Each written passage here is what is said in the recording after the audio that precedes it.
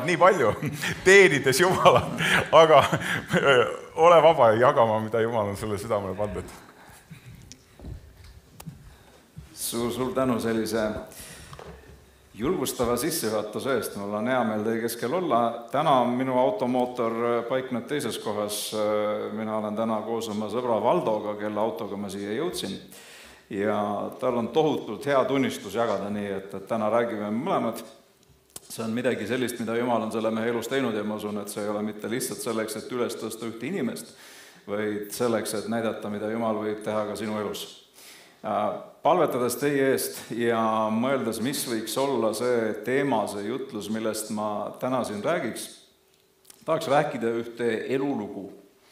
Iseenesest mulle tohutult meeldivad elulood ja mitte lihtsalt sellepärast, et need on sellised toredad jutustused kaugetest aegadest, vaid selle tõttu, et nendest Piibel ütleb, et me peaksime õppima. Paulus kirjutab Korintuse kirjas nõnda, et kõik need Vana Testamendi lood on sündinud meile selleks, et me selle läbi saaksime julgustatud ja ma usun, et see tänane sõnum mõjub sinu jaoks samuti nii. Näen, et see tekst on natukene küll ära lõigatud alumine otsa, aga ma usun, et suurem osa olulisest infost siiski kaotsi ei lähe. Tahaks rääkida siis Taaveti elust ja ma alustan kirjakohaga, mis on siis tagasivaade, enam kui 1000 aastat hiljem kirjutatud tagasivaade Taaveti elule. Ja see on Apostliteod 13:22, kus öeldakse nõnda: ma olen leidnud Taaveti, Iisai poja, endale meelepärase mehe, kes teeb kõik mu tahtmist mööda. Jumal ütleb, et mina olen leidnud. Minu jaoks vihjab see sellele, et selliseid mehi ei ole iga nurga peal leida. Ja naisi ka ilmselt. Ma olen leidnud sellise mehe, Taaveti, Iisai poja, kes on mulle meelepärane. Mõned tõlked ütlevad seal nii, et mees, kes on minu südame järele.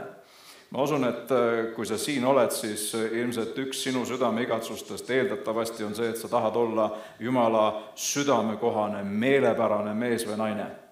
Sa võid sellele reageerida näiteks noogutades või öeldes ahah, või kui sa eriti kelmikas tujus oled, siis võid öelda lausa aamen.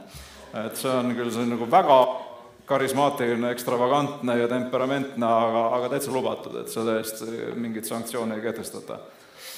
Nii et siis Taaveti elu. Ma tahaks rääkida sellest elu kirevusest ja kui ma räägin Taavetist, siis tegelikult ma räägin meist. Ma ei räägi lihtsalt jutustusi kaugetest aegadest, umbes 3000 aasta tagusest elust, vaid ma tegelikult räägin meist. Ja selle eesmärk on see, et kui me seda kuulame ja kaasa mõtleme, siis me saaksime paremini mõtestada iseenda elu ja seda, mismoodi Jumal meie elus töötab. Et ühesõnaga, las olla sinu jaoks ka selline väike eneseanalüüs ja mõtisklus selle üle, mismoodi sinu elus asjad lähevad. Sest sageli, kui me nendest piibli kangelastest mõtleme või loeme, siis meil võib-olla kangastuvad need sellise paari episoodi põhjal, umbes nagu need, mis siin selle slaidi peal on. Taavet kui Koljati tapja, see on natukene võib-olla varjatud, et see pea on nagu kehast emaldatud, mida te sealt slaidi pealt näete, et see on mees, kes on peaaegu lühemaks jäänud. Nimelt siis Koljat, kellel on väike auk otsa ees sellest lingukivist, mille Taavet talle sinna lendu saatis. Et Taavet kui Koljati tapja ja siis Taavet kui kuningas ja psalmide kirjutaja ja vahel meil on selline mulje, et olid nii pühad mehed, et enam-vähem midagi muud nad ei teinudki, et ainult võitsid oma suuri lahinguid ja elu läks aust ausse ja siis palusid selliseid palveid, mida meie nüüd 3000 aastat hiljem loeme ja tsiteerime ja tähtsaks peame, aga minu tänase jutu mõte on ka see, et Taaveti elus oli päris palju muud ka. Tere tulemast klubisse. Ma arvan, et me kõik võime sellele alla kirjutada ja sellele ma siis selle jutusega tahaksin sihtida. Nii, kas see pult võtab? Tundub, et võtab. Taaveti elus oli kõike. Oli võitusid, oli kaotusi, oli austust, oli vihkamist, oli küllust, oli täielik pankrot, oli palvevastuseid, olid vastamata palved, oli sõprust, oli reetmist, oli rõõmu ja oli valu. Ehk et siis ta oli tegelikult samasugune inimene nagu sina ja mina. See on ka sobiv koht noogutada vähemalt, ma ju noogutab kaasa, ta oli tegelikult samasugune inimene nagu sina ja mina. Aga mul on selline mulje, et vahel me kirikus isegi võib-olla oma jutluste ja tunnistustega jätame inimestele taolise kuvandi, et nii-öelda normaalne, normatiivne, see päris tegelik nii-öelda õige usuelu on selline, kus kõik läheb ainult aust ausse. Nagu ainult võidud, ainult palvevastused, pidev selline Jumala ligiolus voolamine, nagu tänapäeval selle kohta öeldakse, ja et siis, kui sul seda ei ole või sa seda enda elus ei ole kogenud, siis sa hakkad mõtlema, et ma vist olen mingi veidrik. Et minul nagu ei ole nii, et mul on nagu kõike, umbes seda, nagu ma seal kirjeldan, et mul on võite ja mul on kaotusi ja mul on küllust ja võib-olla täielikku läbikõrbemist, eks, on palvevastuseid, on vastamata palveid, on sõprust, on reetmist, on rõõmu ja valu. Kui paljud teist võiks käe tõsta öelda, et minu elus on enam-vähem kõike mingil määral. Kes teist ei tõstnud, ilmselt on siin planeedil elanud väga lühikest aega. Või sa oled lootusetult silmakirjalik ja teed sellise halleluja näo, püüdes jätta muljet inimestele, kes sind niikuinii ei usu. Niikuinii ei usu. Selles mõttes, et sellist inimest ei ole olemas, pole siin kunagi maa peal kõndinud, eks mõjutud ka Jeesus ju. Jeesusel oli endal täpselt samamoodi rünnakuid, oli kriisiperioode, oli klatši, tagarääkimist, reetmist ja kõike muud, et isegi Jeesus ei pääsenud sellest osast, eks. Taavet ise oli minu jaoks selline väga huvitav ja keeruline karakter. Mul on isegi üks jutlus pealkirjaga keeruline karakter, kus ma illustreerisin seda võttes kaasa Vene matrjoška, nii et panin kantsli peale Vene matrjoška ja näitasin, et vaata seda matrjoškat. Tundub, et sul on pilt selge. Ma tean, milline ta on. Mitte midagi tegelikult ei tea. Teed selle lahti ja seal on üks väiksem tegelane sees. Siis mõtled, no nüüd küll ma saan aru. Ei saa nüüd ka. Teed selle lahti, seal on veel üks väiksem tegelane sees. No nüüd on selge. Ikka ei ole veel selge. Teed veel ja veel ja veel ja veel, kuni sul on üks väike selline väikse sõrme otsa suurune nupukene seal ja siis sa laod need kõik endale ette. Mida sellest arvata siis? Mina arvan sellest seda, et see oled sina ja see olen mina. Me kõik oleme need matrjoškad. Ja me oleme kõik mitmekihilised olendid. Taavet elus lihtsalt see joonistub niivõrd hästi välja, see tema selline mitmekihilisus ja selline komplitseeritud karakter. Eks mõni teist võib-olla on endast põhjendamatult kõrgel arvamusel ja ütleb, et tema ei ole komplitseeritud karakter. Ma arvan, et kui su abikaasa su kõrval istub, siis ta tõenäoliselt vaidleks vastu. Ja kui olla päris aus, siis enda vastu vaadata peeglisse või küsida parimalt sõbralt, kes sulle julgeb tõtt rääkida, eks, kes oli, Machiavelli oli, kes ütles, et tahad teada, milline liider on, vaata, milliste inimestega ta ennast ümbritseb. Et kui on ümbritsenud ennast kisakoori ja jahmeestega, siis on nagu hinnang sellele liidrile endale ka. Aga kui on ümber selliseid inimesi, kes võivad öelda, et ei kroll, näed, sa oled ka siit natuke kipakas või opakas või lausa napakas, et siis on mõttekas kuulda võtta. Nii et Taavet oli keeruline karakter. Räägiks natukene tema võitudest. Alustame ikkagi positiivsest, nii nagu kommunikatsioonireeglid seda ette kirjutavad. Võidud Taaveti elus. Taavet tuleb meile nii-öelda pildile nii, et ta on oma isa lammaste karjane, ta on ustav, ta on julge, ta on vastutustundlik. Kui tuleb lõvi või karu, tahab lambaid ära röövida, siis tema ei võta seda kui loomulikku kahju, et ikka juhtub, et osa saagist läheb praagiks, eks, mis seal ikka. Ei, tema öeldakse, et läheb vastu sellele lõvile või karule, haarab habemest. Mina ei tea, kas mina suudaks lõvil või karul habet tuvastada, aga tema suutis. Ja ütles, et lõi maha kiisu või kutsu, kes tuli ja arvas, et sinu lambad on minu lambad. Miks nii? Miks ta nii teeb? Sellepärast, et see näitab tema ustavust. Seda tema karakteri ühte, ma ütleks, kõige olulisemat joont, mille tõttu Jumal ta ilmselt sellele positsioonile kuningaks ülendaski. Et ta vaatab neid oma isa lambaid ja mõtleb, et ma ei lepi siin kaotusega, et ei tule mingisugune lõvi ja karu lihtsalt röövima meie lambaid, ma hakkan vastu, eks Jeesus räägib sellest, et tõeline karjane on kas või elu valmis andma oma lammaste eest, eks, ja seal on juttu natuke teistest lammastest, eks, ülekantud tähendusest, tema oli reaalselt valmis eluga riskima selle nimel.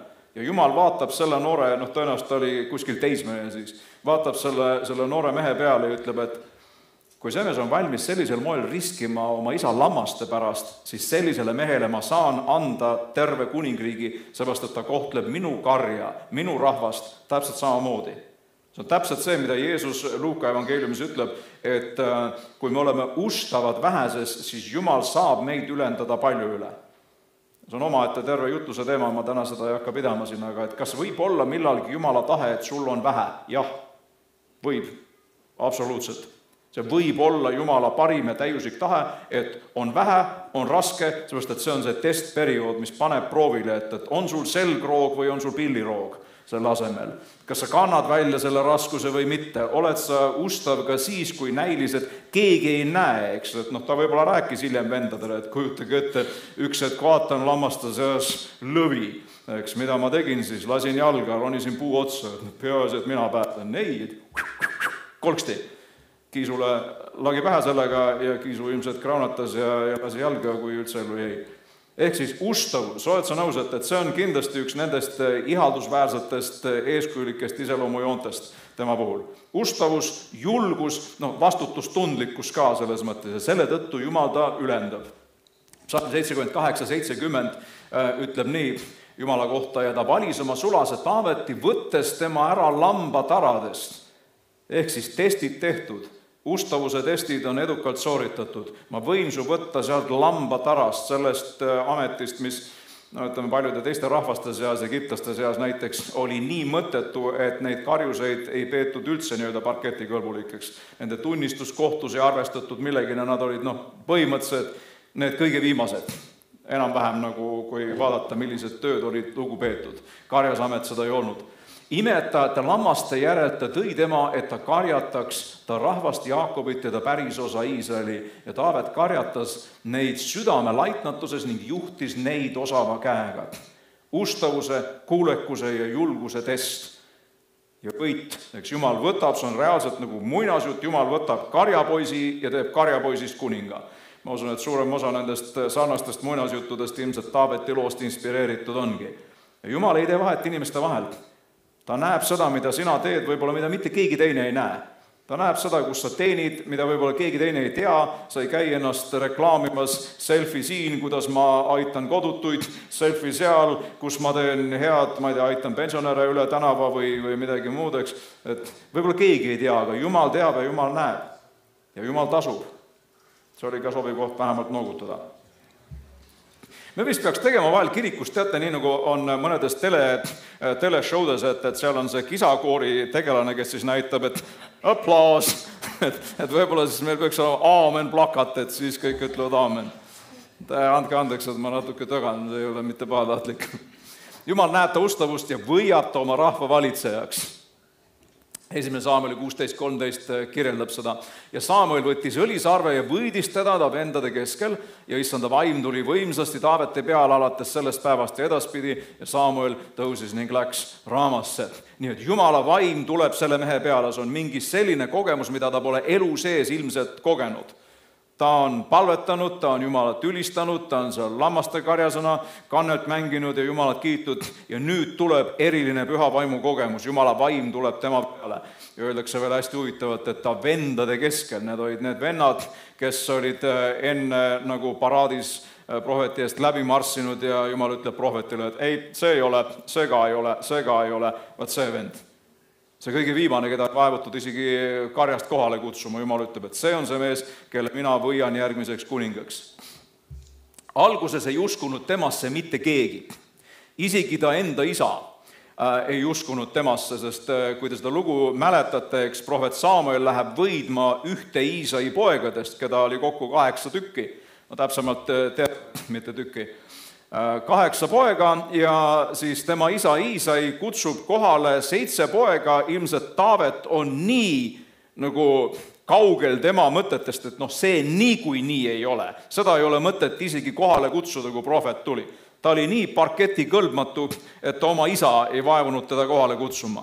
Keegi ei uskunud. Isa ei uskunud temasse, ta vennad kohe kindlasti ei uskunud temasse, et see pesamuna võiks saada kunagi kuningaks. Nalja teete või? Ma olen selle tatikaga üles kasvanud, ma tean, milline ta on, see ei kõlba mitte kuhugi.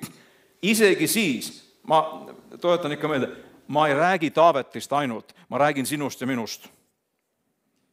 Ma ei räägi Taavetist ainult, vaid ma räägin sinust ja minust. Isegi siis, kui sa oled teinud oma ustavuse testid läbi, võib-olla keegi teine pole neid näinud, keegi pole sind millekski pidanud, siis Jumal on see, kes sind ülendab siis, kui on õige aeg, õige koht, olenemata sellest, mida arvab keegi teine.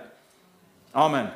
Ja Jumal on enam kui võimeline seda tegema, ta laseb läbi marssida prohveti eest Eeliabi ilmselt Samuelile, prohvet Samuelile siis meenutab esimest kuningat Sauli, sest öeldakse, et ta oli peaaegu pikem ja selline vend, keda pannakse kuhugi ajakirja esikaanel. Vot, see on kõige parem, see on see ponkspoiss, kes ilmselt kuningaks sobib. Ja Jumal ütleb, et ära vaata sellele ta välimusele, mina näen ta südant, sina näed ainult seda, mis su silme ees on, mina olen tema jätnud kõrvale. Praagiti välja see mees ja järgmine samamoodi ja ülejärgmine samamoodi ja 7 poega marsivad sealt läbi ja siis kutsutakse kohale see punapõskne, ilmselt teismeline nooruk ja Jumal ütleb Samuelile, see on see. Mida sa teed siis, kui mitte keegi sinusse ei usu? Jumala kutse on sinu elus, Jumala plaan on sinu jaoks valmis kirjutatud enne, kui sina ema ihust välja tulid, ja mitte keegi sellest aru ei saa, mitte keegi sellesse ei usu. Kui Taavet oleks olnud selline avaliku arvamuse sõltlane, nagu kahjuks paljud inimesed on, siis ta tõenäoliselt ei oleks söandanud mitte midagi üldse tehagi. Tema sai oma kindluse Jumalast. Kui Jumal on kutsunud, Jumal on määranud, siis nii läheb. Kuningas Saul ei uskunud temasse, eks mäletate, kui ta Koljatile vastu läheb, siis Saul ütleb, ei saa sina jagunus, see on selline küborg, et meie kõige kõvemad, kõige kandilisema lõuaga ja kõige vingema kuuspäki ja kõige teravama mõõgaga vennad ei saa jagu seest. Ja sina, poiskese nolk. Ma olen oma nooruspõlves kõik oma suved olnud Lõuna-Eestis, siis öeldi selliste kohta poiskese konn. Sina, poiskese konn, tuled siin nüüd mingisuguseks koljatitappeks, et nalja teed või? Ta sööb sinusuguseid hommikusöögiks koos oma Herkula pudruga. Ja Taavet ütleb, et ei, sain jagu lõvist, sain jagu karust, saan jagu ka sellest. Kuulge, vaadake nüüd, see on nii suur nagu laudauks, sellest ei saa mööda tulistada. Selja keerata pump püssist lastamas on ikka talle pihta. Amen. Kõik vaatavad Koljatit, et see on nii suur ja nii võimas ja nii hirmuäratav, et sellest ei saa jagu saada. Taavet vaatab, et kuulge, märklaud on nagu laudaukse suurune, et sa pead ikka olema täiesti, ma ei tea, sõge, et sellest mööda lasta. Tema näeb seda, tema võrdleb Koljatit Jumala suurusega, kõik teised võrdlevad Koljatit iseenda tugevusega ja tunnevad siis loomulikult hirmu ja alaväärsust. Ja Koljat naerata välja. On sul kunagi olnud mõni selline tegelane, see võib olla mingi teemonik tegelane, see võib olla mingi teemon, kes mõne inimese kaudu on manifesteerunud ja sina lähed vastu võib-olla sellele Koljatile ja ta irvitab sulle näkku.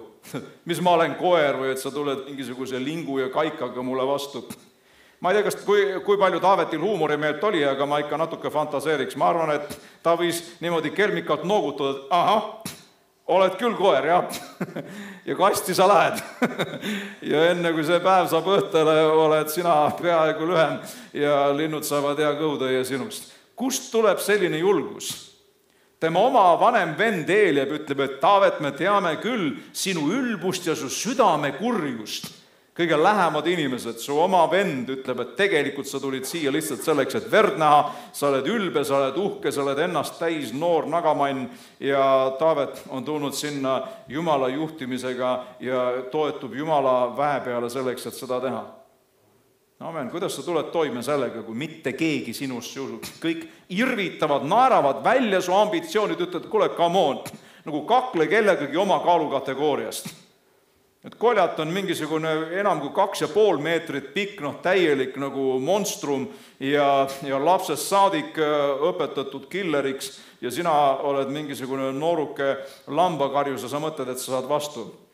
Jumal võib tihtipeale võtta, tihtipeale teebki, nagu Paulus 1. Korintuse kirjas ütleb, valida inimesed, kellest mitte keegi mitte midagi ei arva ega pea ega mitte midagi ei usu sinusse.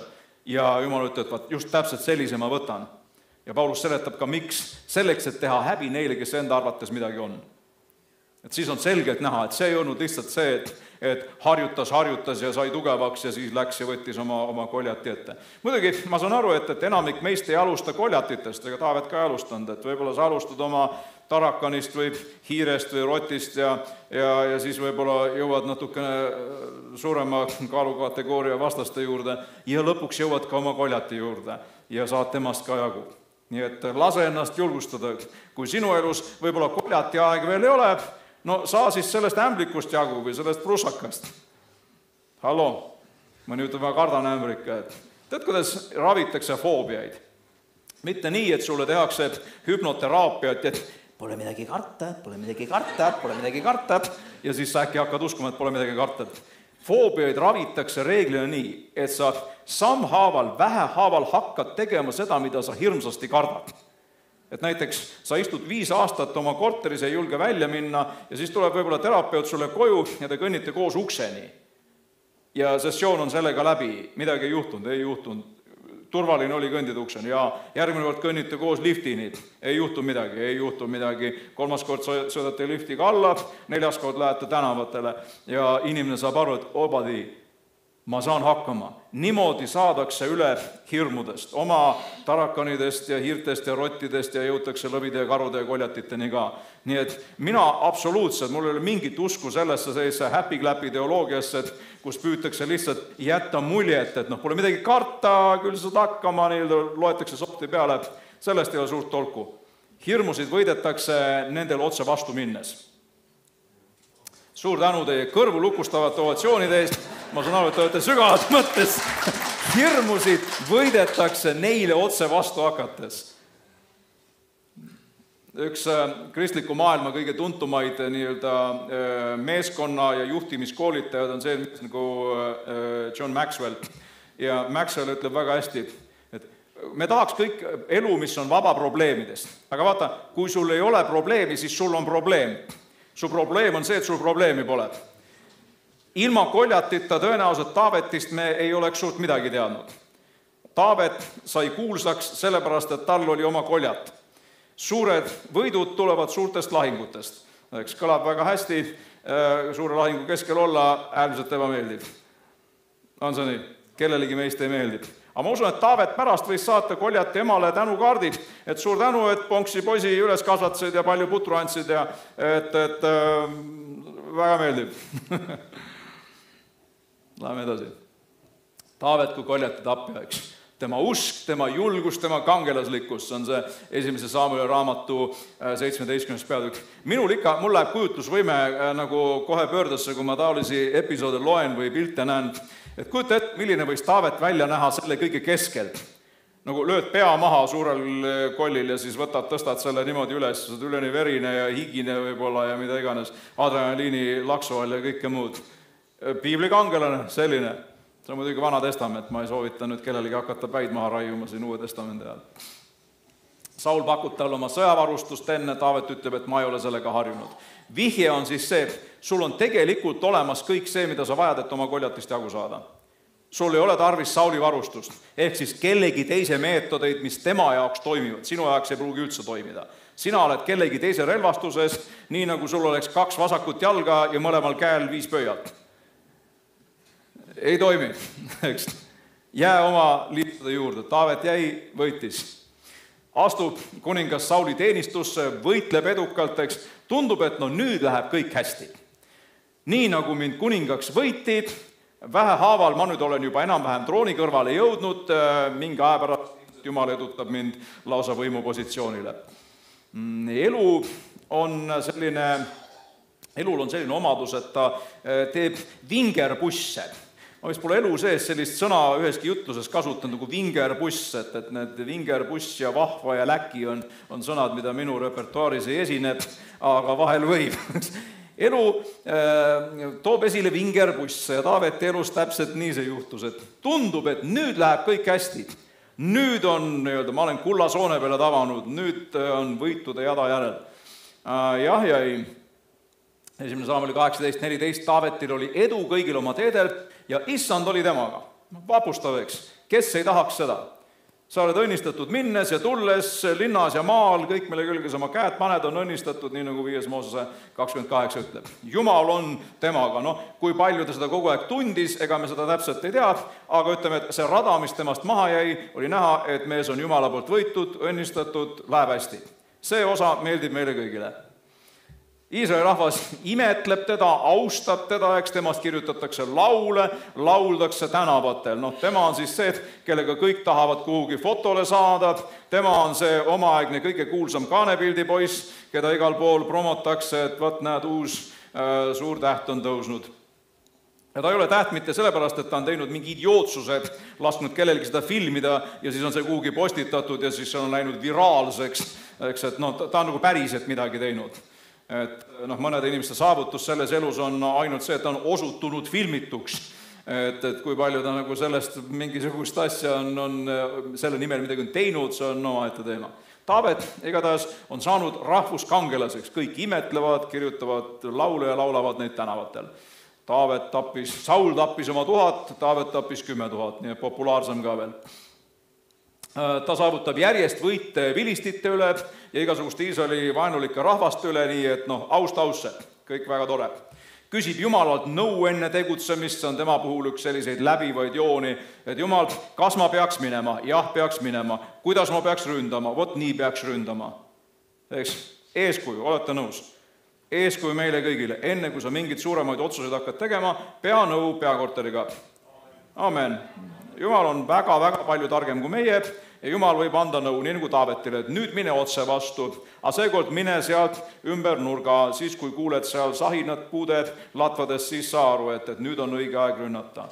Eks, tohutu hea eeskuju meile kõigile. Ja nagu ma juba vähemalt kord ütlesin, et ma ei räägi ainult Taavetist, ma räägin meist. Ega nende lahingute edu või tulemus ei sõltunud lihtsalt sellest, et Taavet oli nii hea strateeg, vaid see sõltus sellest, et ta küsis nõu Jumalat ja Jumal andis talle tarkust. Jumal võidis Taaveti kuningaks millalgi, kui ta oli teismeline, me täpselt ei tea, kui vana ta oli siis. Aga kuningaks sai ta alles 30-aastaselt ja siis valitses kõigepealt Hebronis 7 aastat ja hiljem Iisraelis 33 aastat, nii et pikk valitsusaeg. Aga see peaks iseenesest juba panema mõtlema, see Jumala vaimu tulek tema isa kojas võis olla umbes 15 aastat enne seda, kui ta päriselt kuningaks sai. Kuidas me tuleme toime sellega, kui Jumal on meile andnud näiteks mingi kutsumuse, mingisuguse eesmärgi, võib-olla prohvetliku sõnumi, öeldud, et Kalle, ma olen kutsunud sind selleks ja siis mina mõtlen, et ilmselt see peaks sündima juba järgmisel aastal, maksimaalselt, kui mitte järgmisel kuul. Ja siis möödub aasta ja möödub teine, vahepeal läheb hästi ja siis hakkab kõik halvaks pöörduma, ma kohe selleni ka jõuan.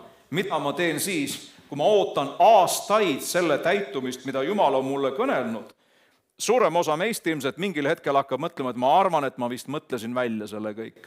Ma arvan, et see Jumala vaimu kogemus seal mu isa kojas, kui Jumala vaim tuli minu peale, prohvet võidis mindeks, ma arvan, et sellel on mingi psühholoogiline selgitus. Ilmselt see on mingi adrenaliin, see on mingisugune hormoon, et see ilmselt ei olnud Jumala vaim.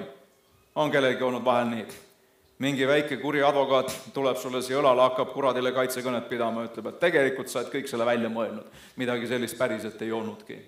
Taavet viis lõpule tõotatud maa vallutamise, seda väga paljud ei teadvusta, et tõotatud maad ei vallutanud tegelikult lõplikult mitte Joosua, vaid alles Taavet, mitu sajandit hiljem. Kui me vaatame neid Kaananimaa piire, mille Jumal tõotas Iisraelile, siis need piirid saavutas Iisrael alles Taavete ajal.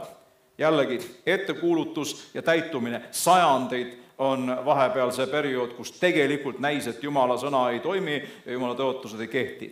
Ja Taavet siis lõpuks, kui ta kuningaks saab, siis ta laiendab need piirid selliseks. Aga Taaveti elus oli ka läbikukkumisi. Ma saan aru, et siin koguduses ei ole selliseid, kes vahel läbi kukuvad. Aga kantslisse aeg-ajalt lastakse selliseid sunnikuid nagu mina, kes aeg-ajalt suudab astuda ämbrisse mõlema jalaga vahel samaaegselt, nii et iga samm koliseb, nii et piinlik. Minul on vahel omadus selliseid asju teha. Mis ma siin tögan ikka, tegelikult eks meil kõigil on. Jälle vaikust. Ma lähen jutustan kuskil teises koguduses. Kui ikka ei lähe, see läheb. Kujutage ette Taavetit, jällegi, meie jaoks kuvand on see esimese slaidi pilt. Taavet maha raiutud koljati peaga, Taavet kuningakroon peas mängimas kannelt. Aga kujutad see ette Taavetit mängimas hullu, vabandust nagu vulgaarse väljendusest, aga ninakollid ja sülg habemesse valgunud, kraapimas graffitit vilistide kuninga Aakise lossis. Nagu, hakkab nagu hakkima, tekib täishäälikute pakett, et kuhu see siis nüüd kõlbab? Kas see on see sama Taavet, see sama Koljati tapjad ja nüüd ta veiderdab, teeb mingisugust kummalist nägu seal, kraabib graffitit seinte peale, eks Kolja põlsis, umbes nii, ja siis Aakis, miks Taavet sinna läks? Ta oli väsinud põgenemast Sauli eest, kes teda jälitas juba pikka aega ja Taavet ühel hetkel sa võid, ma lihtsalt ei jaksa enam. Ma lähen Iisraeli vaenlaste juurde, ehk saan seal võib-olla nii-öelda põgeniku staatuse. Ja läks. Ja ta läks siis sinna selle vilistide kuninga Aakise juurde, 2. Samueli 21 seda kirjeldab, ja lootuses, et ehk võetakse vastu. Aga tõenäoliselt ta näeb nende vendade kehakeelest ja pilkudest ja võib-olla kuuleb mõningad lausekatted ka, see meest tuleb maha lüüa. Ja siis on Taavetil äkitselt hirm nahas, lüüaksegi maha. Ja siis selleks, et päästa oma nahk, ta hakkab teesklema hullu. Ja siis Aakis ütleb selle klassikalise tsitaadi, sellega on mul omaette naljakas lugu, piiblikoolis kunagi aastaid tagasi küsiti, et mis on su lemmikkirja koht. Ja mina viskasin kildu, tõin välja selle sama Aakise ütluse, et see mees on hull, kas mul on puudu hulludest, et te toote sellise siia hullutempe tegema. Ja õpilased sunnikud panid selle mingisuguse kruusi peale ja kinkisid mulle. Ja see on mul siiamaani töö juures riiuli peal. See mees on hull. Aakis ühesõnaga ütleb, et kuulge, viige see ravile, et see vend vajab ravi, ta ei pea olema minu teenistuses ja visatakse välja. Oled sa nõus, et see nagu väga hästi ei sobitu sellesse Taaveti kuvandisse, kui psalmist, kes laulab, issand on mu karjan ja mul pole millestki puudust ja vaenlaste ees katab laua. Taavet, kus antud hetkel see laud nagu on? Ja nagu kaetud laud ja vaenlased on siin küll, eks neid me oleme kõik. Räägi mulle sellest kaetud lauast. Ei, sul ei ole mingit kaetud lauda, teritatakse mõõka või kirvest, et lüüakse maha. Ja vend pääseb napilt, nii et sabakarvad kõrbevad, et teda maha ei löödaks. See oli see sama Taavet. Nagu ma ütlesin, matrioška.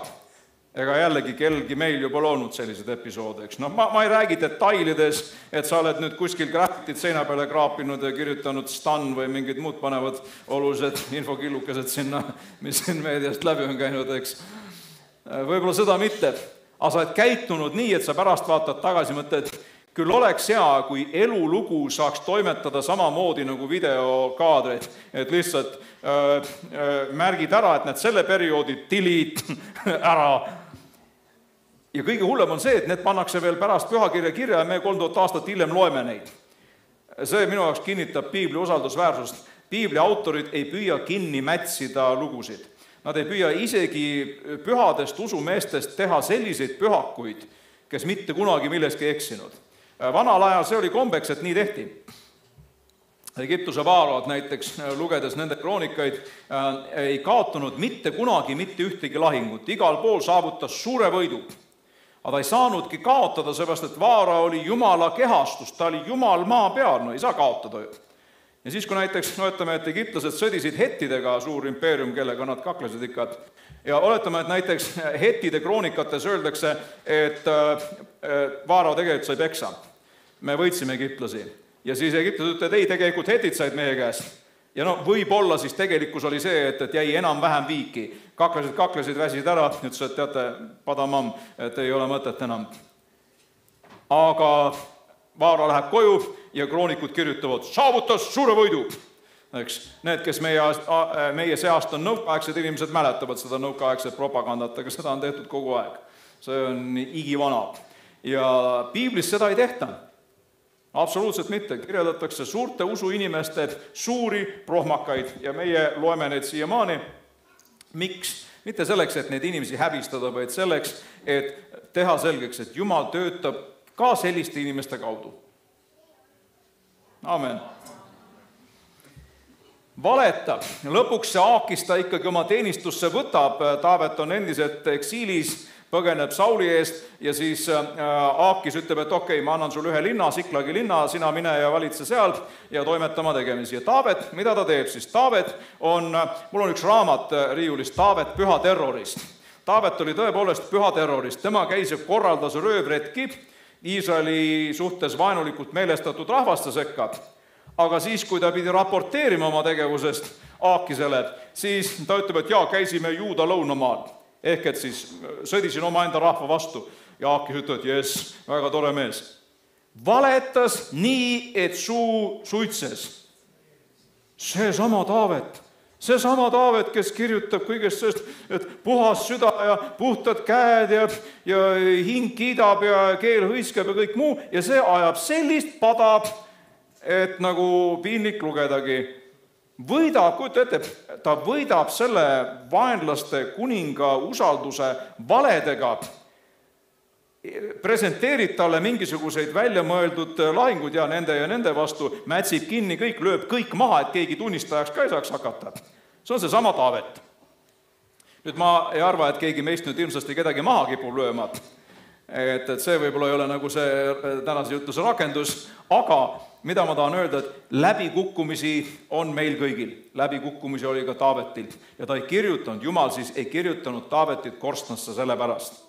Ära sina ka kirjuta ennast korstnasse, kui sa aeg-ajalt avastad, et su pea on seal, kus enne jalad olid ja vastupidid, ja siis ütled, nüüd on kõik, nüüd nii jääbki. Meie emotsioonid ütlevad meile seda. Mingisugune kuri vaim meie õla peal ütleb, nüüd ongi nii, Taavet, unusta ära see, issanda vaim tuli sinu peale, kõik see mu jutt ei ole nii, sa kutsid ette ta kõik. Koljatiga sul lihtsalt vedas. See oli napikas. Et no lihtsalt viskasid selle lingukivi lendu ja sul lihtsalt vedas, mitte mingit jumalat siin mängus ei olnud, see kõik kokku sattumus. On kellelgi nii, et Jumal on mingi erilise asja teinud ja ühel hetkel hakkab see vasarvik sul kõrva kohalt rääkima, et tegelikult sa oled seda kõik ette kujutanud, see oli lihtsalt kokku sattumus. Päriselt me ju teame, et selliseid asju juhtub, teismelised poisikesed ei löö maha 2,5 meetri pikkuseid killereid, mutante, 6 sõrme ja kõrdis silmadega. Ma ei tea, kas Koljatil oli või olnud. Läbikukkumine, igal juhul. Amalekid hävitavad Siklagi linna, selle sama, kus siis Taavet seal parajasti oma tiilis on. Eks? Ja öeldakse, et Taavet ise nuttis, kuni ta ei jaksanud enam nutta. Elame sisse, proovime sisse elada sellesse. Sa oled Jumala poolt võitud, kutsutud mees, sul on olnud edu ja võite selja taga ja nüüd on kõik läbi, sa oled kaotanud kõik. Kogu su kodulinn on maha põletatud, kõik su varandus on ära röövitud, naised, lapsed ära röövitud, ära viidud, sul ilmselt juba kujutlusvõime genereerib õudsaid kaadreid sellest, kuidas parajasti su abikaasad, mingisugused vaenlaste sõjaväelased vägistavad ja kuidas su lapsed tehakse orjadeks ja nüüd on kõik läbi ja Taavet nutab, ulub nutta nii kaua, öeldakse, et kuni ta ei suutnud nutta enam. Mehed ei nuta, vale puha. Te ei kujuta ette, kui paljusid kõvasid mehi, ma võtan päriselt nagu ütleme, et tugevaid, psüühiliselt nagu stabiilseid, kindlaid mehi, ma olen oma vanglatöös nende 16 aasta jooksul vestlusruumides näinud ulgumas, nutmas nii, et voolab ja voolab, mul on alati iga kord, kui ma vestlusele lähen, mul on piisav varu neid kaasas, seepärast, et ma tean, et tõenäoliselt juhtub ja juhtub. See ei ole mingi häbi asi. Me peame sellest valehäbist välja saama, ma usun, et Taavet tegi ainuõige otsus, et nüüd vala oma süda välja täpselt nii, nagu on. Olgu see meeleheites, ahastuses, pettumuses, eks mis iganes. Ja asja, ütleme, kirss selle ebameeldiva tordi peal on veel see, et Taaveti mehed ütlevad, et lööme sunniku maha. Et tema tõpra pärast me üleüldse siin oleme. Lööme ta maha ja kogu lugu valime endale uue liidri. Suurepärane, eks? See ei ole muinasjutt, see on päris inimene, kes on päriselt elanud ja päriselt neid asju kogenud ja päriselt neid tundeid tundnud.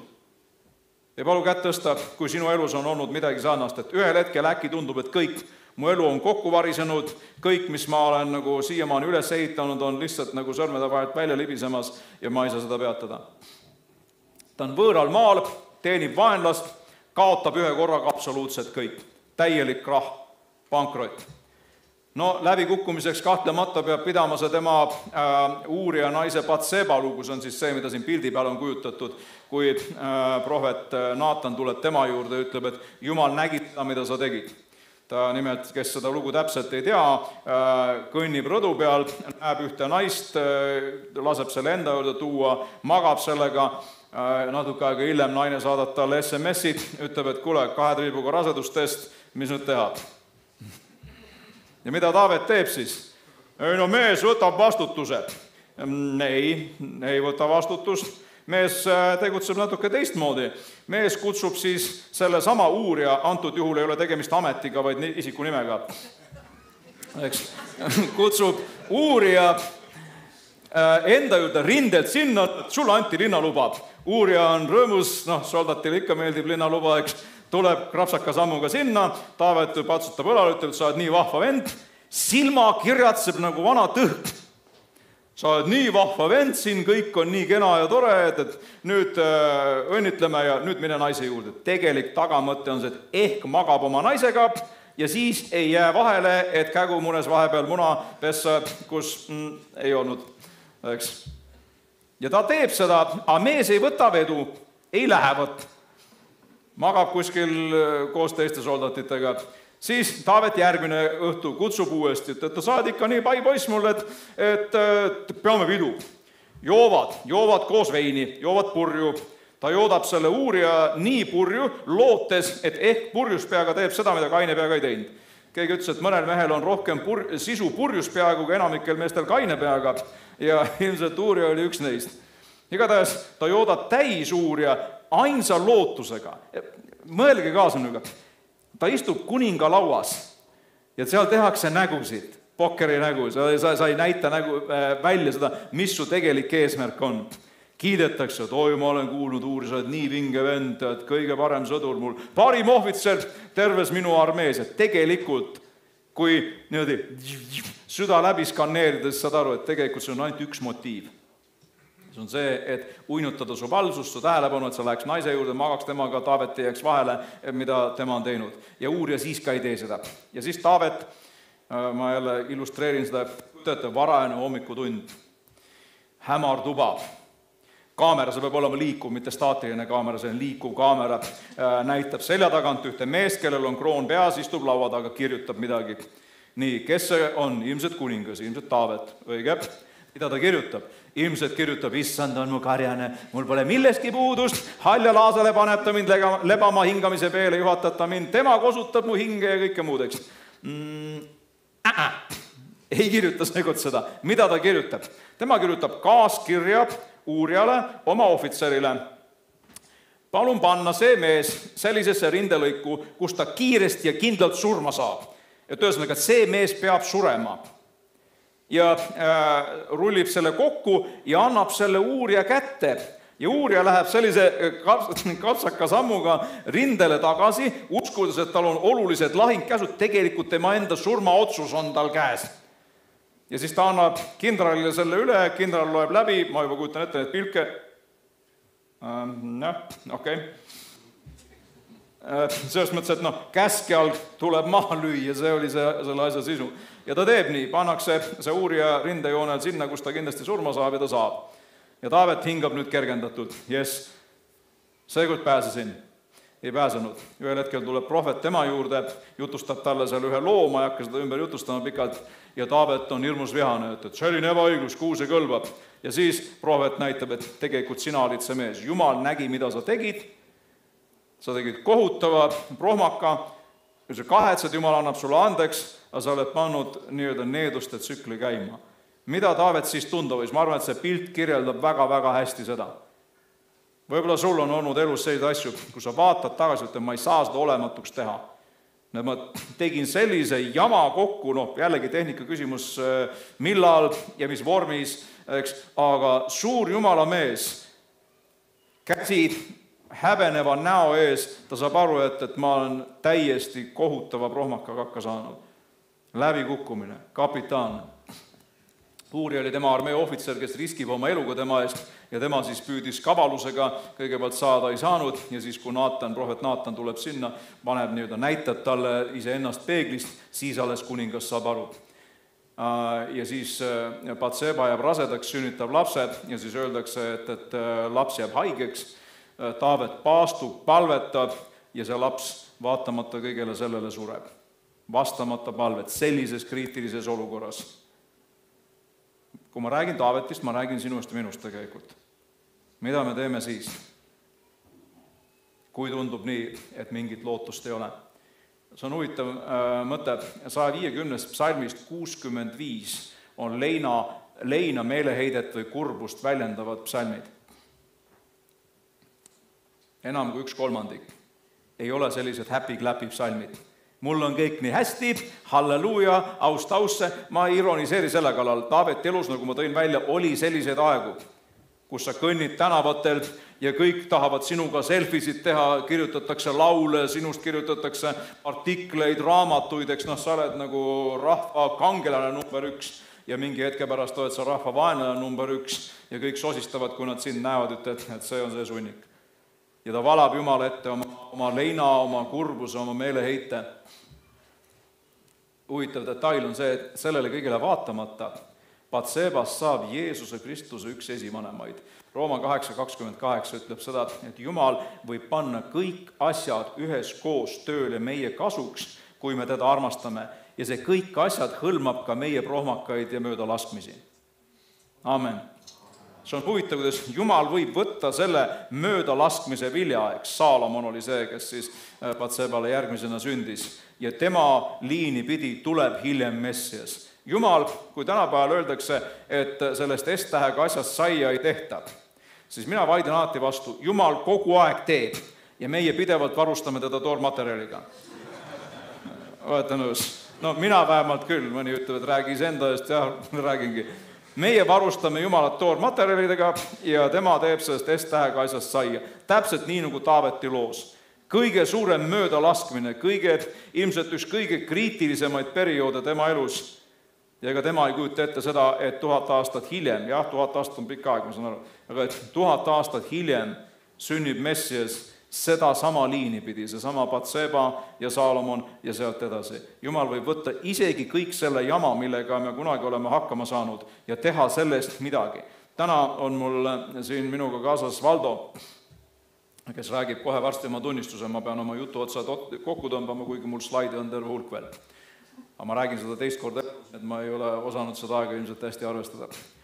Valdo oli mees, kes oli tunnistatud täiesti lootusetuks juhtumiks. Ta ise tunnistab seda, et ta oli saanud 100% psühhiaatrilise töövõimetuse, tunnistab seda, et tema psühhiaatriliste, psühhotroopsete ravimite kott oli suurem kui tema naise meigikott. Mees, kes oli tema enda silmis maha kantud, ilmselt paljude teiste silmis maha kantud mees, eks, ja lihtsalt natukene tema tutvustuseks. Praegusel hetkel ei ole see mees mitte lihtsalt 100% töövõimeline, vaid ta on ehitusbrigaadi juht või ma ei tea, mingi brigadir või kuidas see nimetus sul seal on ametlikult. 100% töövõimeline, Jumal on teinud terveks, taastanud ja toonud välja ja see, mis varem, mida siis kas hingevaenlane või tema ise tegi ja kannatas selle tõttu, selle on nüüd teinud Jumal tunnistuseks väga-väga paljudele inimestele ja mul on tõeline rõõm, et Valdo on täna siin. Ma kohe võtan oma jutu otsad kokku ja annan tunnistuse Valdole sellest, et see on väärt kuulamist, eks. Aga mõned mõtted veel. Tema patu tõttu, Taaveti patu tõttu, siis jah, Jumala karistus tabab teda ja järeltulevaid põlvi, eks on, meie tegudel on tagajärjed mitte ainult meile, vaid paljudele pärast meid ka. Ma vahel meeste käest vanglas olen küsinud, et mõni teist ütleb, et ma olen täiskasvanud mees, ise tean, mis teen, ise otsustan, ise vastutan. Ei ole nii. Küsin, et kui paljudel meestest, kui paljudel teist on lapsed? No mingi pool-kolmveerand saalitäit tõstab käed. Kas sinu lapsi mõjutab see, mida sina tegid? Absoluutselt. Sinu lapsed peavad käima nüüd siin kokkusaamistel selleks, et issiga kokku saada. Sa ei ole kodus. Kas su naist mõjutab? Jah, mõjutab. Kas see mõjutab sinu tuleviku perspektiivi? Milline, kas see pere jääb kokku või jää kokku? Ja vahel näed, et siis nagu see mingi tuluke läheb silmis põlema, et ei ole nii, et mina ise teen, mina ise vastutan, eks, prõmm, saan hakkama. Ei, meie teod mõjutavad kõiki, ka neid, kes tulevad meie järel. Eks, ja Taavet tegi ta tegi järeldused sellest Batseba loost. Ta on vana kuningas juba ja tal olid ilmselt mingid vereringe häired, öeldakse, et ta ei saanud sooja jalgadele. Ja siis rahvas tema ümber mõtleb, et kõige parem isik soojendamaks kuninga jalgu on üks ilus noor neitsi. Abisaag oli tema nimi ja siis tuuakse see tema jalgu soojendama. Ja öeldakse seal nii, see on 1. kuningate 1.4, et see oli väga ilus naine, noor neiub, ja öeldakse, et aga Taavet hoidus temast, Tähendab, asi ei olnud selles, et testosterooni tase oli nii madal, et ei huvitanud enam. Asi ei olnud selles, et ta oli nii vana mees, et ei suutnud enam. Vaid asi oli selles, et ta oleks suutnud, aga hoidus. Ehk siis ta vaatab seda ja see kiusatus ei ole tal kuskil kaugel eemal, vaid see on tema enda voodis. Ja Taavet ütleb, et ei, seekord enam ei puutu. Ma olen oma vitsad kätte saanud, rohkem sellesse ämbrisse ei astu ja seda ei teinud ka. Hulk näiteid veel, mida ma siin, kui keegi soovib, ma võin saata teile konspekti, saate täispika versiooni kätte, aga tema üks poegadest Amnon teeb kohutava patu, vägistab oma poolõe ja Taavet ei tee põhimõtteliselt mitte midagi. Absalom, tema poolvend, vihastab selle peale nii ja lõpuks tapab Amnoni ja korraldab riigipöörde katsed. Mida Taavet selle kõige keskel tundis, me täpselt ei oska isegi öelda. Psalmidest natuke me loeme sellest. See mees koges kõike. Täielikku võitu ja austust ja Jumala vaimu kohalolu ja kõike muud ja kannatusi, katsumusi, möödalaskmisi omaenda pereringis, eks. Ja seaduse laeka toomine Jerusalemmast ja nii edasi. Ma jätan need osad vahele. Mul on siin terve hulk veel asju, mida ma praegu kahjuks ei saa rääkida, seepärast, et aeg paneb oma piirid.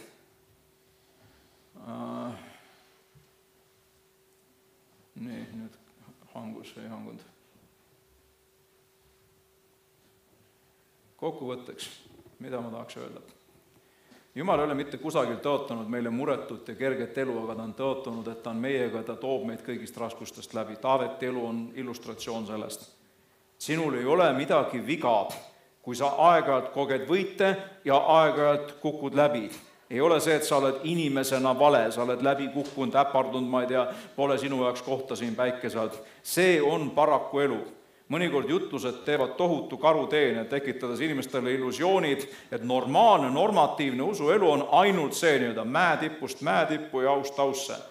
Taavet, 1 Hebra 11. peatükki usu kangelastest, ei elanud paraku sellist elu. Eks? Jumal oli temaga viistasest läbi.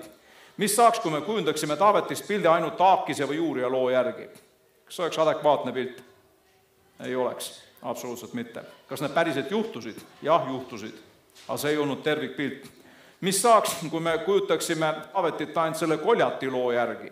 Igal pool ja alati julge vastu minema igale vaenlasele. Ei olnud nii, see oleks olnud puudulik. Jah, see juhtus, aga see oli üks olukord, üks episood tema elus, mitte terve elu. Nii, nüüd jooksis lõpuni ära. Mis saaks, kui me kujundaksime Taavetist näiteks pildi või kuvandid ainult psalme lugedes?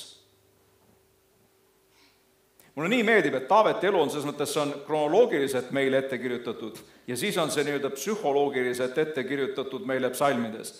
Ma soovitan, kedagi huvitab, loe ta elulugu näiteks Saamueli või ajaraamatutest ja siis loeb psalmidest nendele episoodidele vastavaid psalme, mida ta siis kirjutas. Põgenes kuningas Sauli eest, koopast koopasse, kõrbest kõrbesse, mida ta samal ajal tundis. Muidu sa loed, see on lihtsalt selline olustiku kirjeldus. Siis läks sinna, siis pääses, läks hästi. Ja loed psalmidest, saad aru, mis ta sees toimub. Ükski neist episoodidest ei iseloomusta Taavetit terviklikult, ta oli kõike seda, ta oli matrjoška, nii nagu sina ja minagi. Taavet valitseb kokku 40 aastat ja pärandab Saalomonile oma pojale tugeva riigi ja rahu. Saalomon ei pea enam võitlema Goljatiga. Saalomon ei pea enam kaklema kõigi vilistite ja moabiitide ja edomlastega, et kuidagi moodi ellu jääda. Taavet suutis anda sellise pärandi edasi, et tema poeg ei pidanud võitlema mitmeid võitlusi, mida tema oli pidanud võitlema. Taaveti õigsuse pärand oli õnnistuseks tervetele sugupõlvedele 100 aastaid hiljem ja see omal ajal, kui ma selle avastasin, see pani ikka jahetama ja ohetama mind. Tema poeg Saalomon 40 aastat hiljem on hakanud teenima ebajumalaid ja Jumal ütleb, et sa tegelikult peaks saama karistada.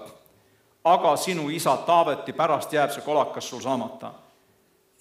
Kui paljud meist on võib-olla saanud õnnistusi seepärast, et keegi meie vanaema või vanaisa palvetas ja me mõtleme, et mina kõigi vooruste kehastus, täis usku ja väge. Ei ole. Tema palvetas võib-olla 40 aastat tagasi, õnnistas mind ja mina praegu lõikan neid vilju. Amen. Poeg, Abijam, kuningas, 100 aastat hiljem teeb kurja, Jumal ütleb talle, et mees, sa peaks saama praegu vitsa, nagu korralikult keretäied. Aga sinu esiisa Taaveti tõttu jääb saamata. Taaveti tõttu. See mees oli ise karistust väärt ja Jumal ütleb, et ma jätan selle tegemata, sellepärast, et sul olivat selline esivanem, kes oma õigsuse pärandist nii-öelda kogus sinu pangaarvele midagi sellist, mida sina saad praegu sisse kasseerida. 100 aastat hiljem. Jooram, kuningas, 150 aastat hiljem, teeb kurja, peaks saama bumerangiga vastu pead ja Jumal ütleb, et sinu isa Taaveti tõttu ma jätan selle kolaka sulle andmata. Ei olnud mitte tema seda põhjustanud, vaid Taavet oli kogunud sellise õigsuse pärandi, et Jumal ütleb, et selle tõttu jääb see saamata. Ja minu jaoks ilmselt kõige šokeerivam on see Hiskia lugu. Täna hommikul just lugesin. Assüüria armee on piiranud ümber Jeruusalemma linna. Assüüria on suur võimas impeerium, Juuda, isegi mitte terve Iisrael, loenenud riik oli juba, ei suuda mingil moel neile vastu hakata. Ja Jumal läbi prohvet Jesaja kõnetab kuningas Hiskiat, ütleb, et ära karda seda Assüüria kuningat. Nad ei ammu siia nooli, nad ei valuta seda linna, ma lahendan selle probleemi ise, sinu esiisa Taaveti pärast ja iseenese nime pärast. See oli 300 aastat pärast Taaveti surma. Jumal ütleb, et see, mida see mees tegi, 300 aastat hiljem mõjutab nüüd sind ja tervet Jeruusalemma linna. Sa kujuta ette, meil 300 aastat tagasi oli vennaste koguduse ärkamine. Võib-olla sinu keegi kauge esivanem vantsis kuskilt külavahe teed pidi palvemaja poole ja õnnistas tulevasi põlvi. Ja 300 aastat hiljem võetakse taevastest palveanumatest välja palvevastused ja antakse sinu ellu ja sa mõtled, vinge, mina valusin, nagu Nukitsamehe filmis, mina kaevasin ja tassisin, mina leidsin. Ei, sa ei kaevanud ega tassinud ega leidnud. Väga võimalik, et suur osa asjadest, mis on meile osaks saanud, on sellest, et keegi enne meid on maksnud hinna, külvanud need seemned ja nende palveanumate all ei ole kirja parim enne. Need võivad sajandeid kehtida. See oli see pärand, mis sellest mehest järele jäi. Ja viimaseks, terve piibel räägib nüüd Taaveti linnast, Taaveti kojast, Taaveti troonist, lepingust, Taaveti võtmest, Taaveti tõotustest, Taaveti ülistuskorrast ja terve Vana Testament toob Taaveti nii-öelda tulevaste Juuda ja Iisraeli kuningate, võib öelda siis normaalsuse mõõdupuuks. Tegi, nagu ta isa Taavet oli teinud või ei teinud nii, nagu ta isa Taavet oli teinud, ehk ta on mõõdupuu kõigi tulevaste jaoks ja 1000 aastat hiljem tuleb Iisraeli Messias, keda nimetatakse Taaveti pojaks, Taaveti poeg Jeesus. Vaat selline mees ja selline pärand ja minu palve ja minu üleskutse teile, meile kõigile on see, et esiteks, kui sa oled võidus, ole õnnistatud. Kui tulevad kaotused, ära heida meelt, Jumal saab hakkama sinuga. Hoia temast kinni, isegi siis, kui sa oled kõige hullemas madalseisus, isegi siis, kui su siklag on maha põletatud ja kõik on ära hävitatud ja kõik emotsioonid karjud, et nüüd nii ongi ja nüüd nii jääbki. Ma olen siin selleks, et siia jääda. Ära usu seda.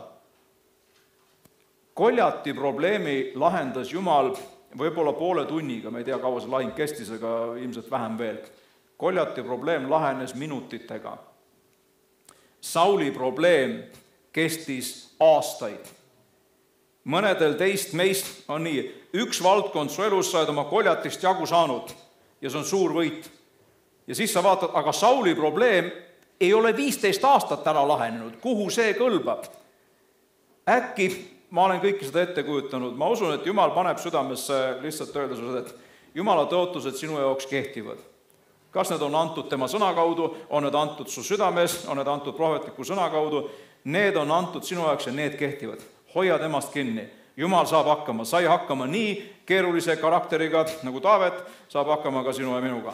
Nüüd ma olen kuritegelikult palju aega ikkagi jälle võtnud, aga ma palun, et tuleks siia Valdo ja räägiks, kuidas tema elus on see toiminud, mida ma siin olen teoorias teile rääkinud. Jaa.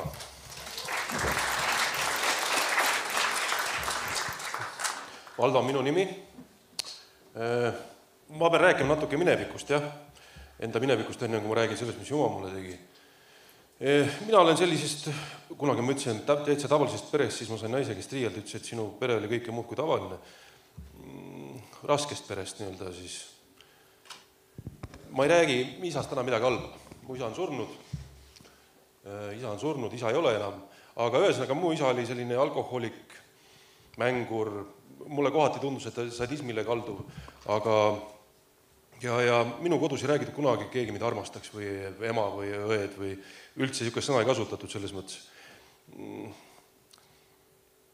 Kasvasime üsna niisugusest hirmu all, jah. Ma kasvasin hirmu all, me kõik kasvasime. Mina astusin isale vastu, kui ma olin umbes 16, peale seda kõik see vägivald, mis oli ennem suunatud ema vastu ja minu vastu, tuli kõik mulle. Siis ma umbes täpselt mingi aeg ma pöörasin ära. Ma hakkasin jooma, narkootikumid, värgid, õues oli palju toredam. Ma oma südamest tean kogu aeg, et ma ei olnud pätt. Ma ei tahtnud pätt olla. Mul ei olnud valikuid. Ma tahtsin leevendust sellele valule, mis mu südames oli, mu sees on ju, ja see tegi mind julgeks. Väga palju julgemaks. No mina olin ikka väga julge, siis mu kärakat võtsin. No 100 grammi oli läinud ja minul tekkis alkoholiprobleem esimesest pitsist. Et mu isa oli vana kelner, ütles, et ma ei ole kedagi näinud joomas nii, nagu sina jood. Ma ütlesin, et peaks normaalselt jooma, meil oli palju tüliseid kakelunga, on ju. Aga edasi läks nii, et peale seda, kui ma olin siis nii-öelda saanud, ma olin juba niigi katki. Ma sain narkost veel suurema endale, kuidas ma öelda siis, ma pärast sain teada, et mul tekkis nagu katki läksin, ütlemes nii. Mulle tekkisid nii kõvad paranoiad, et ma ei saanudki enam kainega kodust välja minna, pidin koolis käima. Kõige vahva on see, et keegi ei teadnud, mis asja üldse on. Ma lihtsalt käitusin nagu nii-öelda normaalselt, nendes inimesed normaalselt, olin võib-olla vaiksem või nii, aga mu elu oli täis õudu kogu aeg, kogu ärkveloleku aeg. 12. elast saadik ma olin kuskil suitsiidne, ma teadsin sellest hetkest, et ma ei ela vanaks, ma arvan, et ma 16 saan, ma arvan, et ma 18 saan, ma arvan, et ma 21 saan, selleks hetkest, kui ma 21 olin, elasime ja vanemad lahutasid ära, elasime isaga kuskil mahetud majas, kus ei olnud pesemisvõimalus, mitte midagi ei olnud, meil uustasemel rippusid kaltsud, sest et vaheseinu ei olnud, on ju, meil kogu aeg oli külm, ja ema ei võtnud sellepärast kaasa, ütles, et see on samasugune nagu isa, on ju. Ma olin veel hullem kui isa, ma ei olnud ainult vägivaldne, ma ei olnud füüsiliselt vägivaldne, aga sõnades ma olin täiesti pöörane selles mõttes, et seal, kuidas ma ütlen, seal ei olnud mitte midagi normaalset selles mõttes. Ma ei osanudki normaalselt käituda, ma polnud mitte kunagi midagi normaalselt näinud. Ma üldse ei teadnudki, et teistes peredes nii ei tehti, nagu minu peres tehti. Läks aega edasi, aga inimesel on ikkagi selline tung, et ta tahab elada, mitte keegi ole sündinud ilma selleks, et surra. Tal on ikkagi tung elada, on ju. Ma sain alles sellest hiljem aru, kui ma kaineks sain. Ma sain kaineks üks päev ennem oma 23. sünnipäeva, mitte ei saanud kaineks, ma läksin aastasse liitusin. Sellepärast, et ma ei jaksanud enam juua, ma tahtsin elada. Ma teadsin, et minu kõige suurem probleem on alkohol. Kui mu kodune elu, kui me elasime isa, mina ja mu vanaema, see oli nagu Vietnami sõda. Ma ei ole niisugust vihkamist ja vägivalda, nagu see oli nagu midagi pöörastik, kui ma sellest kõigest kirjutaks raamatu, ma arvan, see läks ulme valdkonda. Keegi ei usuks, et see päriselt võimalik on, kuidas inimesed üksteist hävitavad nii-öelda. Ja mina kaasa arvatud. Ma polnud jõudnud elamagi hakata, kui ma olin juba surnud. Ma teadsin, et ma suren.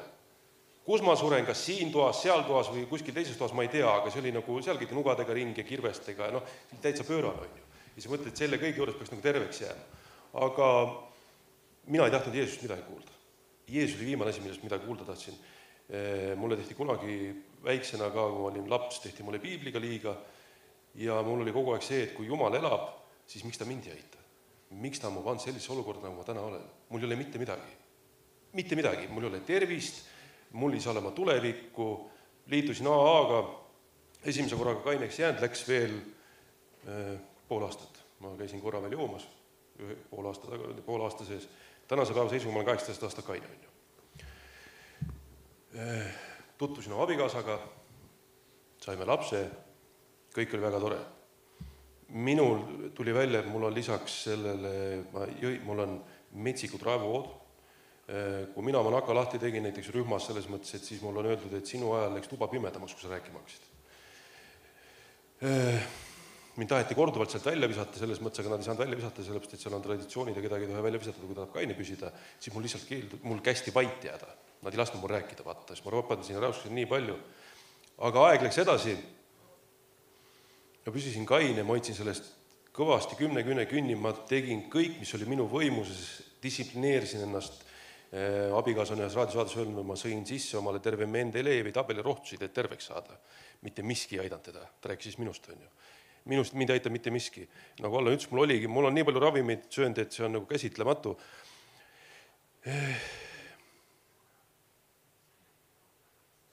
10 aastat olin kaine püsinud, kui mulle lõpuks räägiti auk pähe, et teen on invaliidsus. Ma võib-olla mõtlesin, ma saan 30%. Heal juhul saan mingit raha lisa, mul ei olnud häid töökohti, kuna ma vaimse seisu tõttu, ma valisin töökoht, kus ma vähem rääkisin inimesteks, ma kartsin inimesi, ma ei usaldanud kedagi, seal oli müriaad asju ja mulle määrati 100%. 10 aastat kaine, ma arvasin, ma tein väga suure töö ära, ma mõtlen, mis võis olla ennem 10 aastat. Ja ma mäletan, ma olin üksi kodus, ma nutsin ja ma ei oodanud sellist asja, ma mõtlesin, ma olen tervem ja ma teadsin oma südames, et mind saab aidata ainult Jumal. Ja sellel hetkel ma uskusin Jumalat nii, nagu mina teda mõistsin, ma ei lugenud piiblit, ma ei tahtnud Jeesust midagi kuulda, ma vihkasin isegi kristlasi, kui ma päris aus olen.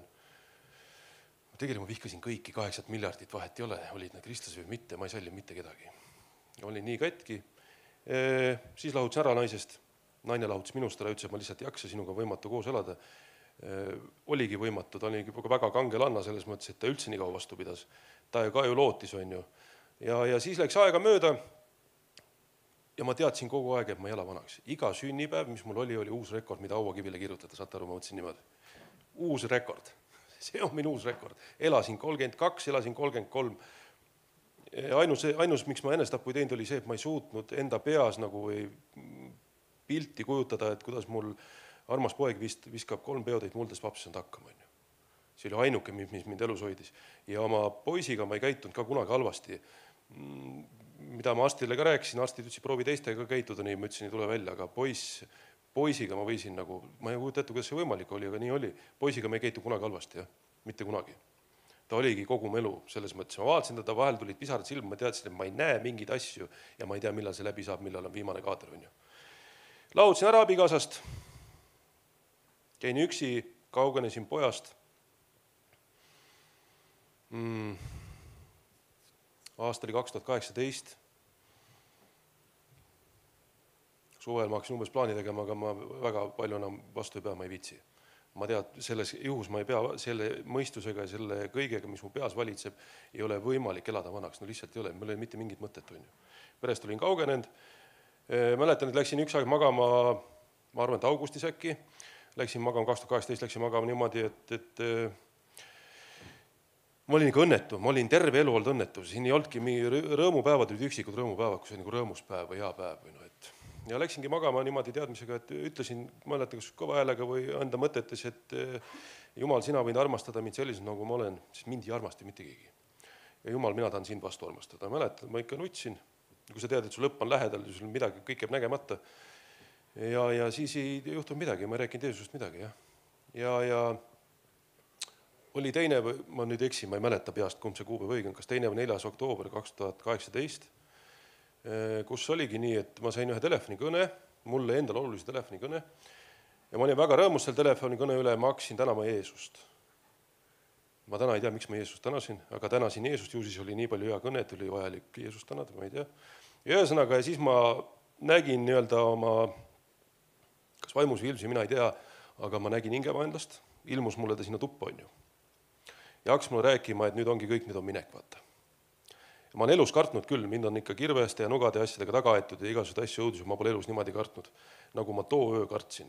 Ma teen sellest kõigest hästi lühidalt, sest mõtlesin, et ei ole võimalik seda siin 3 tunniseks venitada, eks, aga ühesõnaga ma karjusin appi ja ma teadsin, kui ma selle filmi ära nägin, mida mulle näidati või kus mind tõsteti või mis iganes seal oli, ma teadsin, et see on nüüd päris, nüüd ongi minek.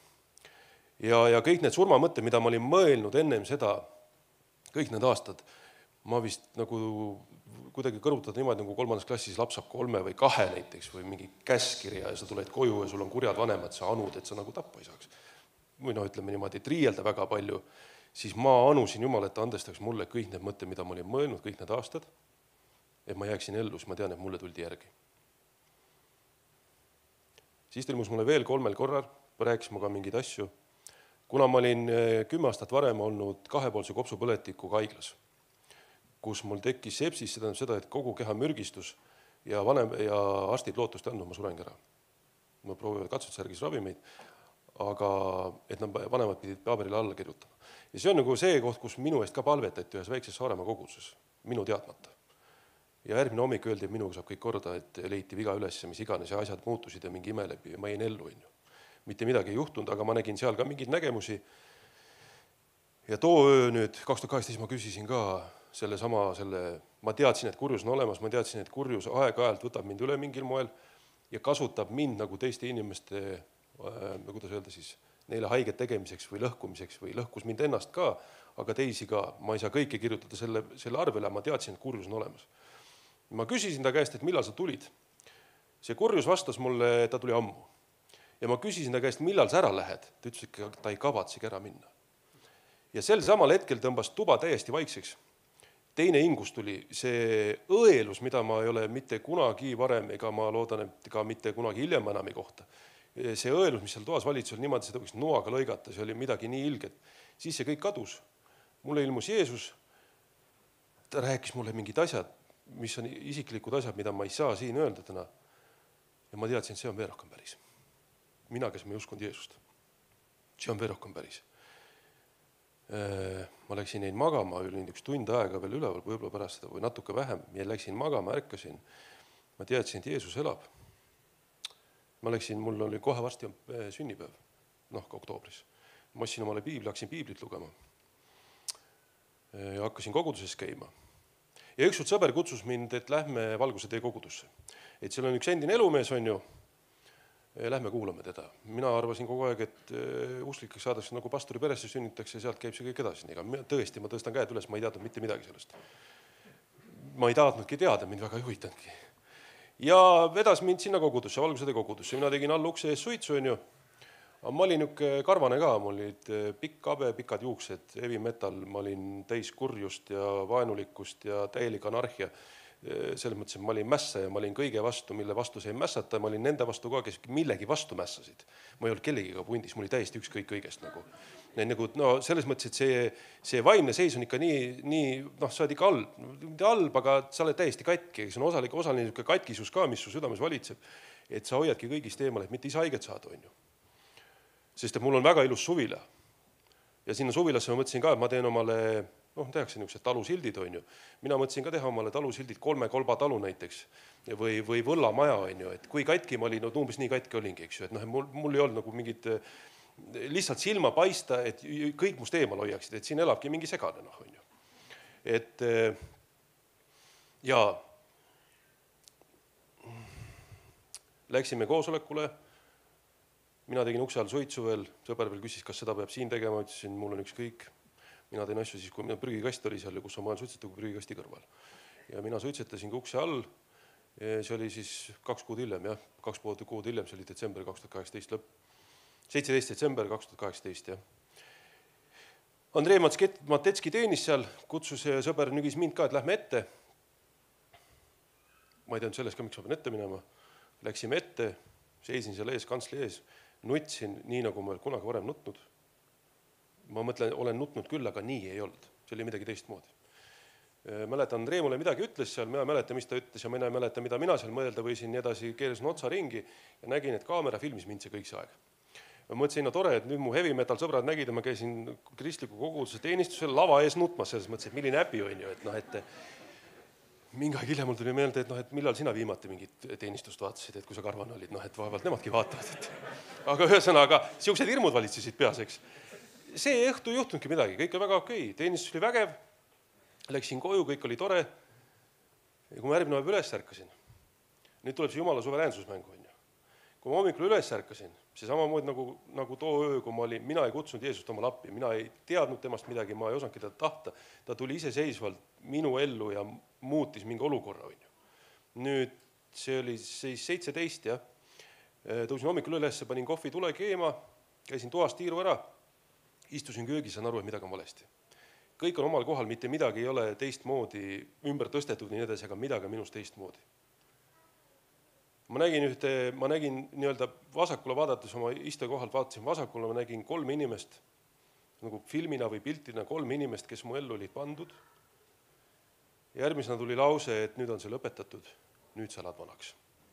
Sel hetk ma teadsin, see on kõige suurem tõde üldse, mida ma üldse kunagi kuulnud olen, ma elan vanaks. Ja ma teadsin, kes seda mulle ütles. Sellel ööl ma olin siis öösel, ma saanud siis pühavaimu anni, mis selgus alles, et ma ei uskunud seda. Ma ei uskunud seda, kuni vist läks 4 kuud mööda, kui mulle Andreega uuesti kokku saime ja et see on tõsi. Selles mõttes, et siis läks nagu niisuguseks sõjaks, et mitte sõjaks füüsiliselt, vaid vaimus. Ma hakkasin kuulma, mul hakkas Jumal rääkima mingeid asju, mis minust saama hakkab, et ma hakkan rääkima tema lugu, ma ütlesin stops, ma just sain terveks, sest mul läksid hullurohud ka kohe ära. Mul läksid hullurohud ära, ma andsin 100% töövõimetust 2 nädala pärast ära, kuna ma olin terveks saanud. Jumal hakkas mu rääkima, et sa hakkad rääkima minu lugu, ma ütlesin, kuule vali kedagi teist, ma just sain terveks, ma tahaks nüüd natuke rahulikult olla, üleüldse. Ma tahaks lihtsalt olla, ma olin, mingi muutus tuli sisse ka niimoodi, et ma teadsin mingeid asju, mingid algtõed olid mu sees ja mult võeti meeletult suur koorem ära. Kõik võimalik hirme. Mingid asjad jäeti, nagu esinemishirm, sellega ma võitlen siiamaani, aga mingid asjad nagu muutusid. Ma hakkasin, mul abikaasa või lapse ema kuulis siis, et ta räägib nagu imelikku juttu, hakkas mind kuulatama ja sai aru, et minuga midagi tõesti juhtunud. Ma hakkasin ja kõige esimene asi, kelles ma hakkasin palvetama, oli lapse ema, siis Marin, et tema võiks saada see sama, mis mul on. Läks aega mööda, ma hakkasin talle rääkima, lühidalt kokkuvõttes läks nii, et meie läbisaamine muutus, sest enne seda ma olin blokitud. Ma olin blokitud, kuna ma ei olnud hea kaaslane, ma olin igal pool blokitud, kui ta tahtis midagi rääkida, siis ta tegi bloki maha, rääkis ära, panin kinni rutub tagasi. Sest mõtles, et ma rääkisin halvasti taga, ütleme nii. Tema tuli ka kogudusse minuga koos. Me hakkasime koos koguduses käima. Ta luges seal, esimesena luges Patuse palve, siis me saime koos ristitud, saame 2019. Läksime peale ristimist niimoodi tülli, et sõitsime vaikides 2,5 tundi Viljandist koju.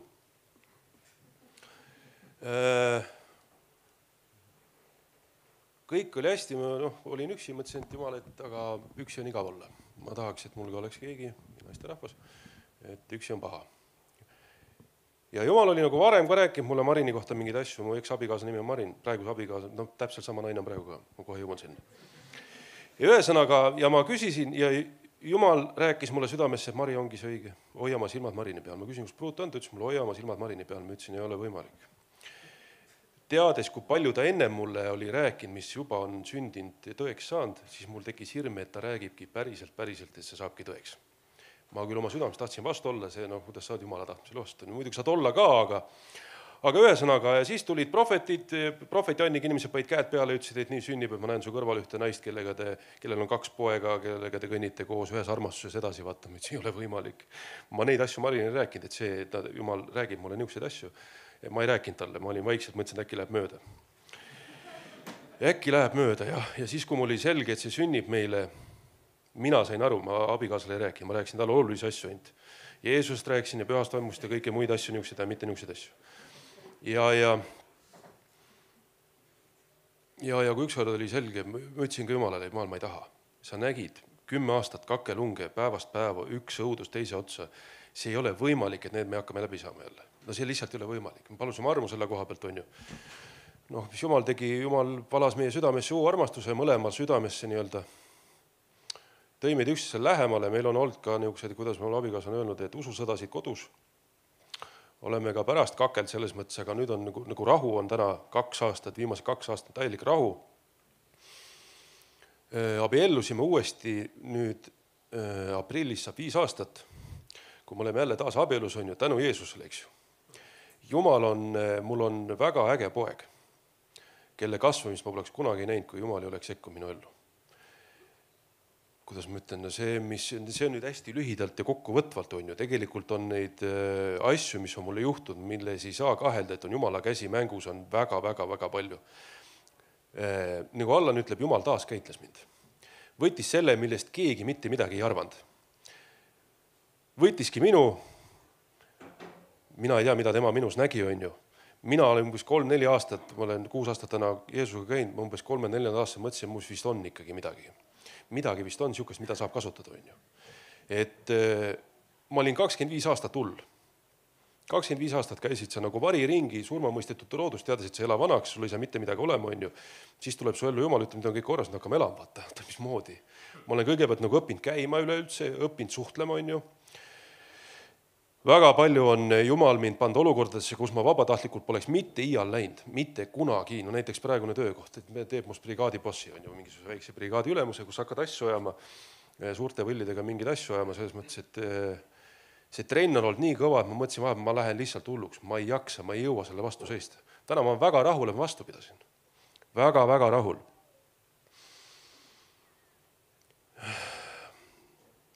See vahel ongi, see uksepakk on väga kõrge. Inimeste jaoks, kes ei tahad uksest sisse tulla. See on väga kõrge. Vahel on neil abi vaja. Vahel on neid vaja armastada, lihtsalt nad jõuaksid siia tulla. Mina ei ole oma käitumiselt olnud normaalne, kui ma kogudusse tulin. Ma käitusin koguduses olles samamoodi, nagu ma käitusin siis, kui ma olin veel mitteusklik. Mul need käitumismustrid jäänud maha. Ma ise mõtlesin, eile mõtlesin ka, et oodata mis katkiselt inimeselt normaalset käitumist on pea võimatu. Aga ma olen ka tihtipeale vaadanud nende peale nagu kuidagi nagu viltu. Ärge vaadake nende peale viltu, aidake neid. Aidake neid, et nad saaksid abi, sest minu jaoks on ka see nagu viimane koht, kuhu tulla, oli kirik. Kõik muu on järgi proovitud. Aga ma ei tulnud siia vabatahtlik, ma tulin sellepärast, et Jumal sekkus ennem seda minu ellu. Muidugi minu eest hakkas sõber Rainer palvetama. Tema oli üks sõber mul, kes hakkas ennem minu eest palvetama, et minuga juhtuks midagi, on ju. Ja mina olen ka hakanud palvetama nende inimeste eest, kes minu pärast vajavad abi, et kes jõuaksid kogudusse, on ju. Ja Jumalal ei ole lootusetuid inimesi. Lootust. Kõigil on lootus, kuni, nagu Allah ütleb, kuni stopper kinni lüüakse, on ju.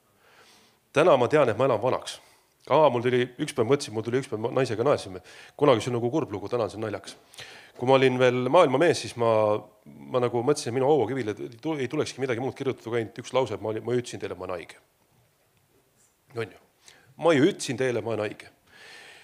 Rohkem pole vajagi midagi kirjutada sinna, selles mõttes, et milleks sellist meest üldse meenutada või kõik, mis ma olen teinud, milles mulle Jumal on andeks andnud, see teeb väga alandlikuks.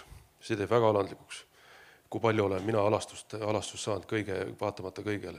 Siis täna ma tahan elada nii, et kui ma siit ükskord ära lähen, kui on õige aeg, ma tean, et see aeg tuleb, kui ma olen hall ja vana, siis et ärge olge kurvad, et ma olen läinud, olge rõõmsad, et ma elasin. Ma tahan täna nii ära minna. Et jääks minust niuka mälestus, on ju. Ja ma usun, et neid inimesi on veel, kes tahaks nii ära minna siit. Et tänu Jumalale selle võimaluse eest, et te mul lubast rääkida ka ja olge väga õnnistatud, aamen.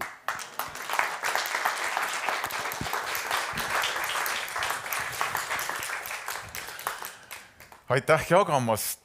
See on see, mis Jeesus teeb. Võib-olla mõte, kui siit jutust käis läbi, kui sul ei ole seda või teda südames, kui sul ei ole Jeesus südames, siis pole paremat päeva, kui täna see paluda. Kui see tunnistus jääb üles, kui sul tekib elus lootusetu olukord, kuule su uuesti üle. Kui sa tahaks Jumalale öelda, et tead, mina upun, kuula uuesti üle. Tõuseme lõpupallaks.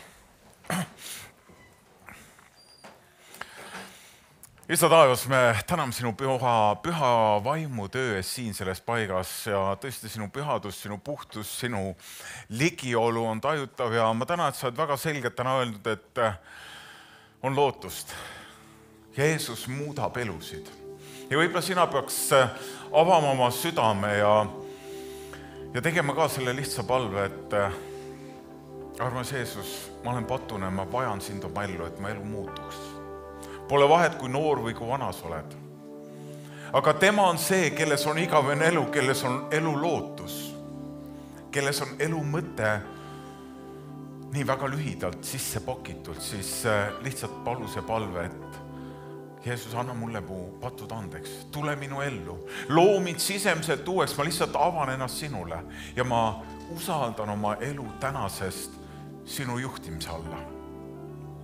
On palju veel, mida Jumal saab tegema, aga see on see väike algus, kust pihta hakata. Ja ta võtab sind tõsiselt, kui sina oled tõsine. Jumal ei oota etiketti meilt, teatud kindlaid sõnu, vaid meie südame avatust, meie südame hoiakut. Ja ma tänan, et sa võtad vastu iga ehedalt paluja südame ja muudad elusid. Aga ma tänan, et sa oled ka tänase tunnistuse ja sõnumi läbi pannud, kus on paljude eludesse ühe pitseri, kus meil on taas pilt silmest, mida elav Jumal võib teha, kui ta tuleb päriselt kohale. Ma tänan selle mõju eest, et see mõju jääb edasi. Sa kasutad ka seda sõnumit interneti avarustes ja see võib kanda ühte vilja.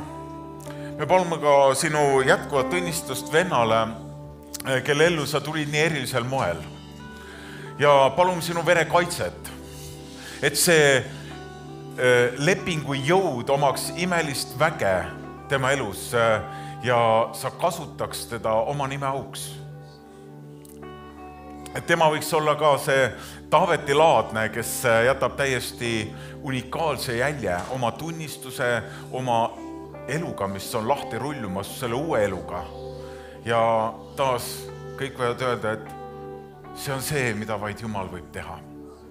Ja lõppeks me lihtsalt palume, et taas Jumala armastus, see pühavaimu osadus jääks meie kõikidega. Kui sa vajad mingit kontekstis palvet, siis sa oled teretulnud, me Allaniga hea meelega paluks ees. Samas me laulame lõpuloo, siis on kõik ja kõik on oodatud ka kohvika osadusse. Amen.